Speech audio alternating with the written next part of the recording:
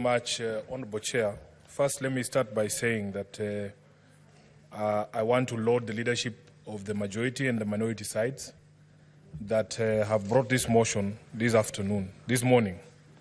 And to just say to the Honorable Senator Aaron Cheruiyot that you will struggle, my brother, to make a better speech than what you've made this morning.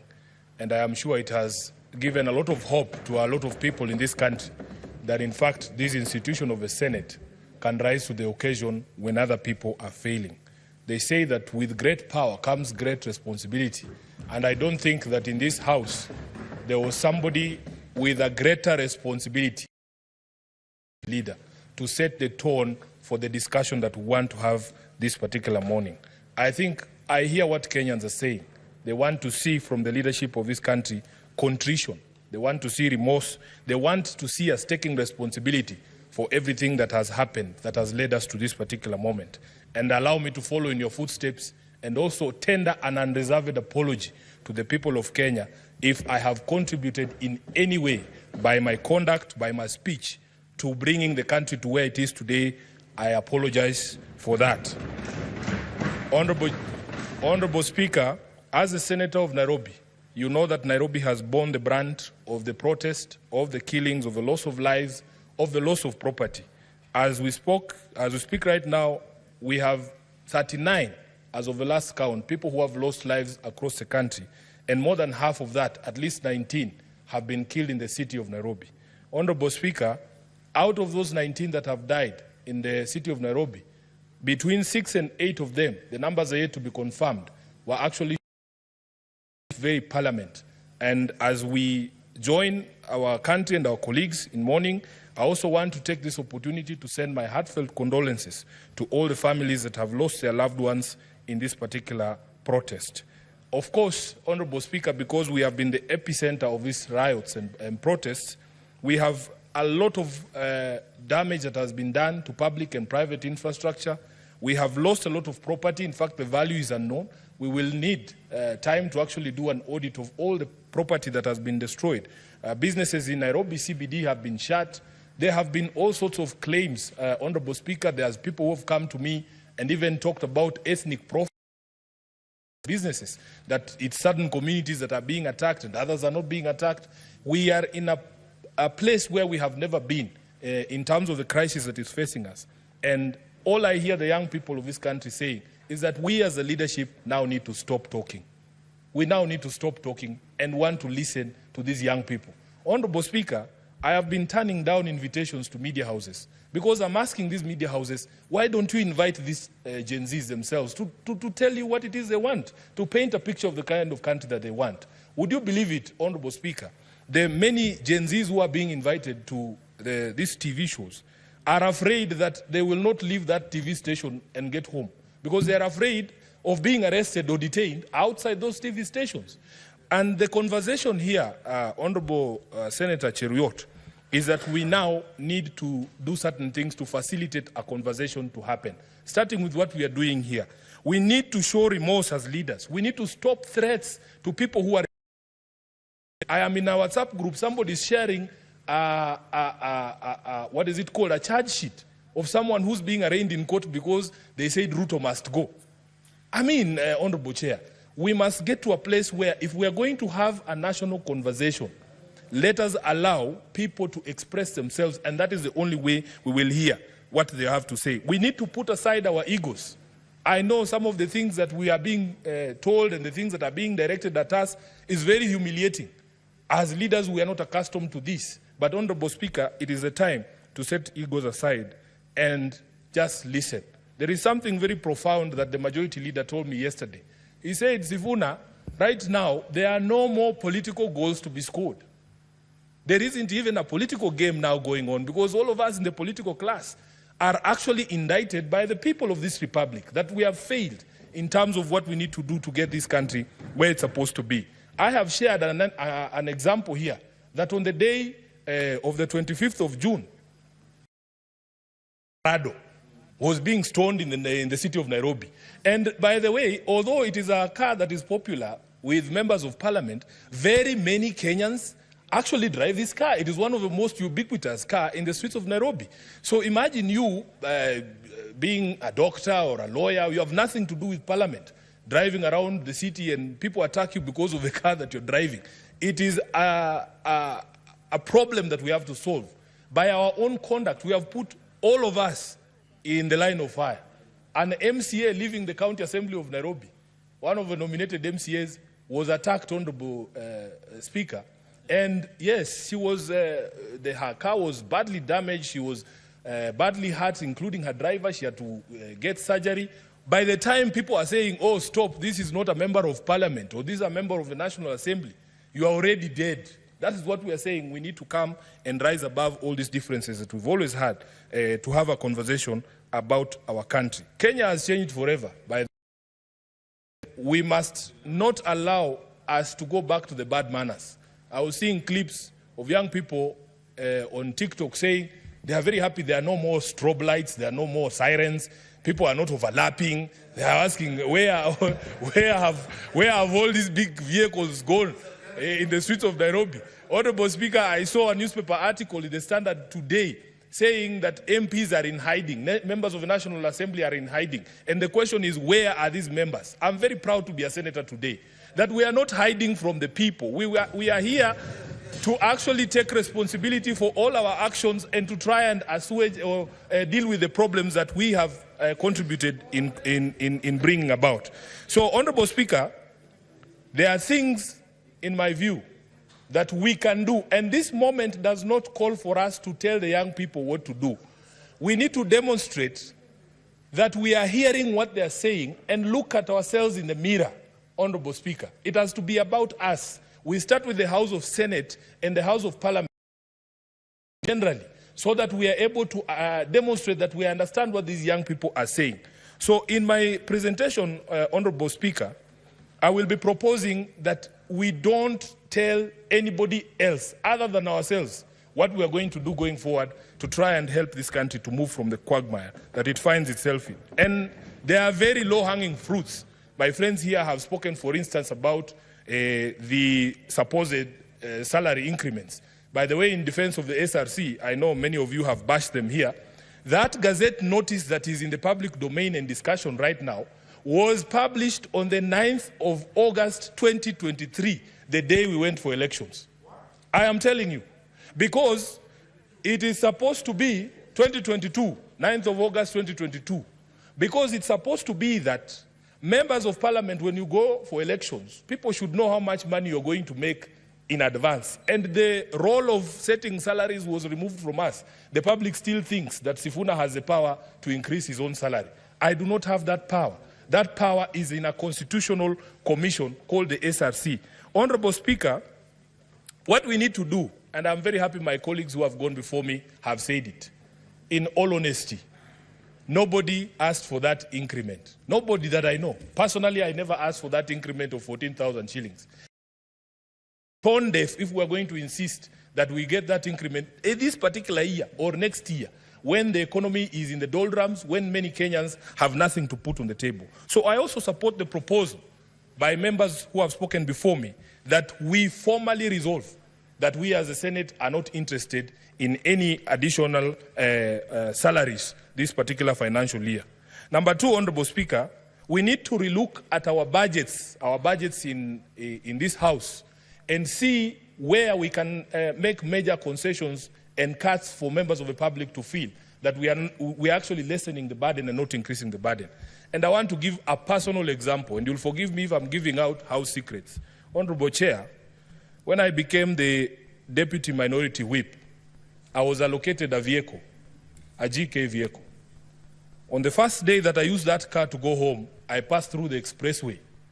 I was shocked, Honorable Speaker, at the amount of money that is on my ETC card for my parliamentary car. As of this morning, when I used that same car to come here, there is 377,000 Kenyan shillings on my ETC. There is 377,000 Kenyan ETC of the vehicle that have been given by Parliament. It does not make sense. It does not make sense, Honorable Speaker.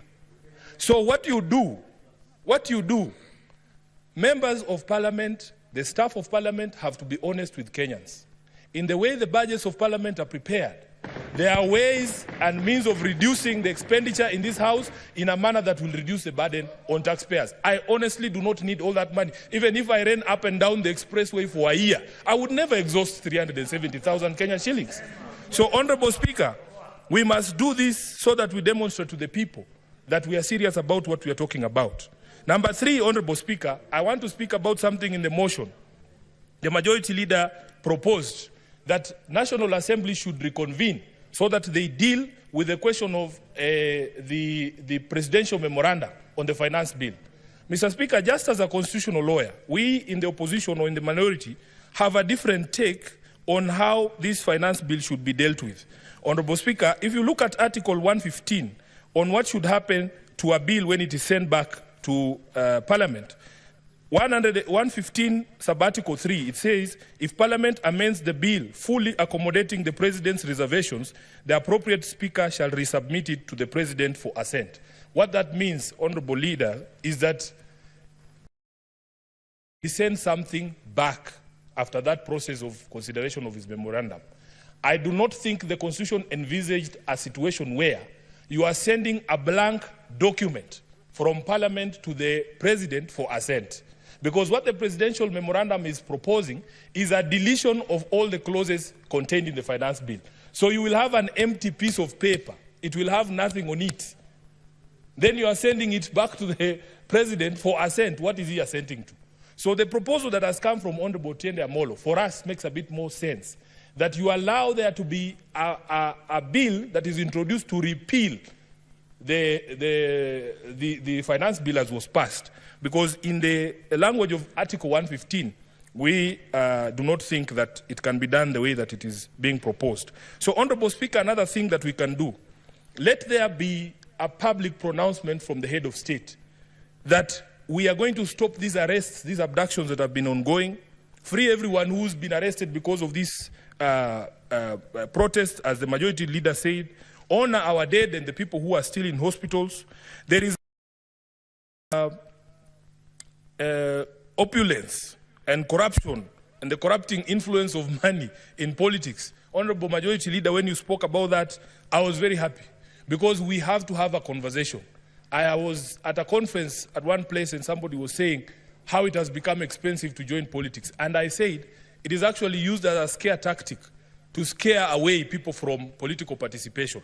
If a young man hears that for you to become the Senator of Nairobi, you need 70 million shillings or 100 million shillings, where do you think that person will never participate in elections? Where are we supposed to get this money? We want the young people to understand that they have demonstrated to this country that you in fact do not need the sort of resources that we are told you need for you to become a political player. Honorable Speaker, there is this question of a ban on harambes. As a lawyer, I am aware there is already legislation that tries to limit participation of political players in harambes, but is limited to the last few months. I think it's, is it 6 months or 9 months to the election? What we should be doing, we should be saying, because now it has become culture that immediately after elections anyway, after you are sworn in, your opponent is already on the ground saying Sifuna must go. So why don't we just extend the period and say, throughout the term of parliament, members of parliament should not be allowed to participate in these harambes and demonstrate the sort of opulence that we have seen. The majority leader and Honorable Halwale has spoken about a rigged economy, and that is something that has touched my heart. Those of us who are born where we were born, Honorable Speaker, many of our young people, including myself, have always wondered how is it possible that people who we know had lesser grades, had far inferior grades in school. We were better than them at everything. They are making progress at a faster rate just because of their second name. We are just there languishing. People have 6 degrees, have never gotten an opportunity. People go for interview after interview. The moment somebody sees your name is Watenya or Sifuna, your CV is put aside. Wanasema leta ya huyu. It is very embarrassing, Honorable Majority Leader, that sometimes an entire institution from top to bottom has members of only one office. I think these are the things that are going to make our people extremely mad every time these matters are brought about. So if you don't address these matters, Honorable Speaker, we are not going to be able to deal with the problem. We have seen young people, especially when it comes to employment in public service. Honorable Speaker, you qualify as a teacher. You are waiting all your life to be employed as a teacher. Then you see leaders in public rallies, in funerals, handing and dishing out employment letters from TSC. And when you go to TSC, they tell you, oh, there is a system, everybody is logged in and see which criteria is used, and they eventually reach you. But you can see people dishing out letters from TSC, from KWS, from NYS, in Harambes and in funerals, Honorable Speaker. I think, and even police, these are the things that we need to work on as a leadership so that we stop all this anger that you see. Let me go to another thing, Honorable Speaker. An angry people cannot be reasoned with. Right now, people are very angry. And this is why I'm trying to, explain to this House that we are not going to be prescriptive in how we deal with this issue. Honorable Speaker, that we can demonstrate to the country that at least there is a place where a conversation can be had. Senate is the only House of Parliament that goes to the people. We don't fear the people. That's why we are still here. So if it is possible for us, even if it is going to Uhuru Park as somebody has suggested, we are ready to be insulted, because at some point we deserve to be insulted. But at the very end of of those insults, I think we will be able to pick some few things. Honorable Majority Leader was telling us a story of how he logged into one of the Twitter spaces, and he said there was maybe 60% expletives and insults, but 40% was good material, and it has inspired even the speech that he made this morning.